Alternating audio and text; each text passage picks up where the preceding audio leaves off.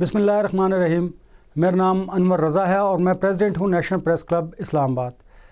हम समझते हैं कि मकबूजा कश्मीर में इस वक्त जो जुल्म सितम ढाए जा रहे हैं वो प्री प्लान हैं, क्योंकि जो इंसानी हकूक़ के अलमबरदार ममालिक हैं ये उनकी मिली भगत के साथ इंडिया वहाँ पर मज़ालिम ढा रहा है। आज़ादी इज़हार राय की अगर बात करें तो देखिए वहाँ पर सहाफ़ियों पर किस तरह पाबंदियाँ लगाई जा रही हैं, आवाज़ों को कैसे दबाया जा रहा है।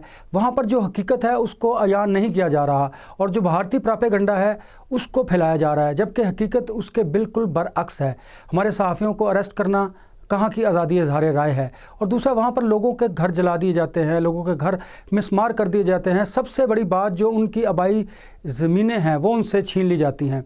तो अक़वाम आलम कहाँ है, कहाँ है भारतीय मीडिया के ये मज़ालिम और भारतीय प्रोपेगेंडा, जिसका हमें दुनिया को बताना है कि ये मकबूजा कश्मीर में होने वाले जो मज़ालिम हैं इसका नोटिस लिया जाए। अक़वाम मुत्तहिदा की करारदादें कहाँ हैं, ये सवाल वो हैं जिसके जवाब आने ज़रूरी हैं, क्योंकि मैं समझता हूँ कि अक़वाम आलम की आशीर्वाद के बगैर भारत ऐसा नहीं कर सकता। ये बिल्कुल प्रोपेगेंडा किया जा रहा है। सोचे समझे मंसूबे के तहत मकबूजा कश्मीर में ये सारी कार्रवाइयाँ की जा रही हैं।